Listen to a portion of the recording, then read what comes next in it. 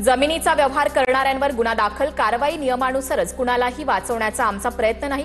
पार्थ पवारांवर गुन्हा दाखल न करण्याबाबत फडणवीसांची स्पष्टोक्ती.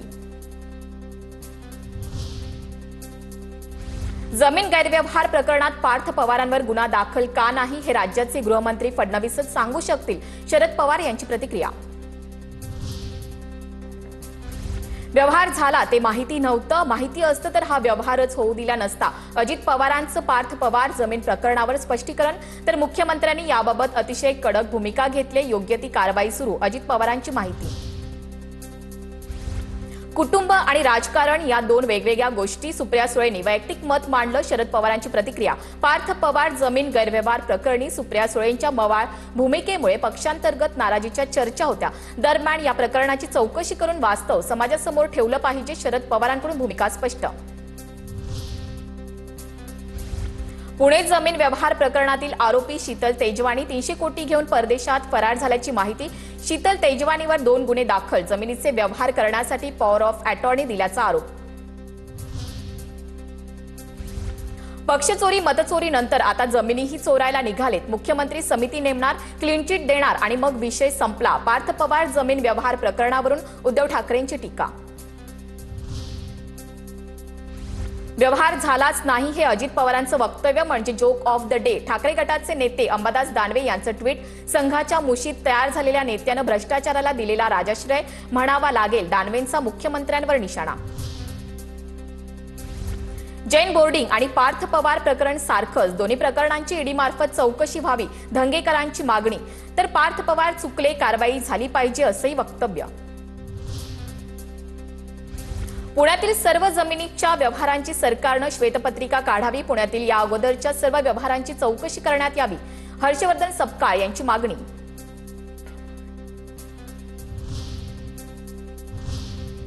आता पाहूयात मोठ्या राजकीय टॉप 9 बातम्या. पालिका निवडणुकीसाठी ठाकरेंच्या सेनेकडून स्टार प्रचारकांची यादी जाहीर. उद्धव ठाकरे, आदित्य ठाकरे, संजय राऊत, युवा सेनेतील पदाधिकाऱ्यांचा समावेश. एकूण 40 जणांचा स्टार प्रचारकांच्या यादीत समावेश. मनसेला सोबत घेण्यावरून काँग्रेसनं टोकाची भूमिका घेऊ नये, शरद पवारांची प्रतिक्रिया. तर मनसेला सोबत घेण्याबाबत मवियामध्ये एकत्र बसून चर्चा करू असंही केलं स्पष्ट. मीरा भाईंदरमधील 200 कोटींची जागा सरनाईकांनी 3 कोटीत लाटली. विजय वडेट्टीवारांचे मंत्री प्रताप सरनाईक यांच्यावर गंभीर आरोप. मंत्र्यांवर आरोप होतच असतात. वडेट्टीवारांनी कागदोपत्री पुरावे दाखवावे. 200 कोटींची माझी प्रॉपर्टी कुठे हे मी सुद्धा शोधतोय. वडेट्टीवारांच्या आरोपांवर सरनाईकांचं उत्तर. वडेट्टीवार फक्त मीडियात बोलतात, त्यांनी तक्रार दिली तर त्याबाबत देखील चौकशी करू, बावनकुळेंचं वक्तव्य. खासदार संजय राऊत यांच्या प्रकृतीत सुधारणा. संजय राऊतांवर मुलुंडच्या फोर्टिस रुग्णालयात उपचार सुरू. उद्या संजय राऊतांना डिस्चार्ज मिळणार असल्याची माहिती. उद्धव ठाकरेंच्या मराठवाडा दौऱ्याची सांगता. कर्जमुक्ती मिळेपर्यंत महायुतीला व्होटबंदी करा. परभणीतून उद्धव ठाकरेंचं शेतकऱ्यांना आवाहन. मोहोळ आणि चंद्रकांत पाटलांच्या 2 वेगवेगळ्या टोळ्या. रवींद्र धंगेकरांचा गंभीर आरोप. तर गुन्हेगार चंद्रकांत पाटलांच्या मिरवणुकीत नाचतात. माझ्याकडे व्हिडिओ, धंगेकरांचा मोठा दावा. जानेवारी अखेरपर्यंत निवडणूक होणार, त्यानंतर महामंडळाचं वाटप. अजित पवारांचं महामंडळ वाटपावर मोठं विधान. 3 पक्षाचं सरकार आहे, ज्यांना संधी मिळणार नाही त्यांना समित्यांवर संधी देईन असंही केलं आश्वस्त. आता पाहूयात राजकीय टॉप 9 बातम्या. स्थानिक स्वराज्य संस्थेच्या निवडणुकीत युती किंवा आघाडीबाबत काँग्रेस बुधवारी निर्णय घेणार. 12 तारखेला महाराष्ट्र काँग्रेसची पार्लमेंटरी बोर्डची बैठक. सर्व जिल्हाध्यक्षांसोबत चर्चा केल्यानंतर राज्यातील प्रमुख नेत्यांसोबत चर्चा करून निर्णय घेणार. धनंजय मुंडेंसोबतचे कार्यकर्ता कांचनचे फोटो सोशल मीडियावर व्हायरल. मुंडेंनी हत्येचा कट रचल्याचा आरोप करताना मनोज जरांगे यांनी पत्रकार परिषदेत घेतलं होतं कांचनचं नाव. कांचन दोन्ही आरोपींना घेऊन धनंजय मुंडेंकडे गेल्याचा जरांगेंचा आरोप.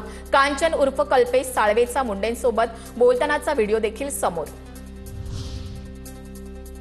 धनंजय मुंडेंनी आता नार्को टेस्टला सामोरं गेलंच पाहिजे. राष्ट्रवादी शरद पवार पक्षाचे आमदार संदीप क्षीरसागर यांचं आव्हान.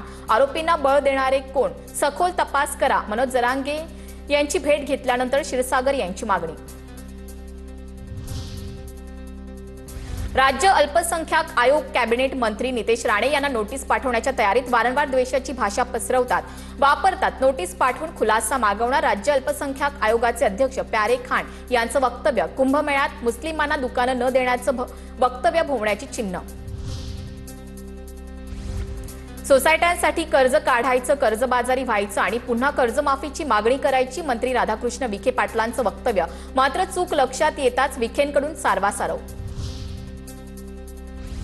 राधाकृष्ण विखेंच्या बोलण्याचा अर्थ वेगळा होता। यावेळी कर्जमाफी झाल्यानंतर शेतकऱ्यांवर पुन्हा कर्ज होऊ नये यासाठी विखेंचं वक्तव्य होतं। विखेंच्या वक्तव्यावर बावनकुळेंची प्रतिक्रिया।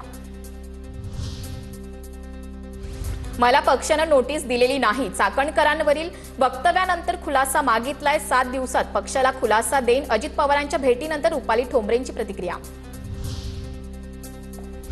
मनोज जरांगे पाटील, वीरेंद्र पवार आणि गंगाधर काळकुटेंना मुंबई पोलिसांकडून नोटीस। मार्च महिन्यात दाखल करण्यात आलेल्या गुन्ह्याच्या तपासासाठी बजावण्यात आली नोटीस। 10 तारखेला पोलीस ठाण्यात हजर राहण्याचे आदेश।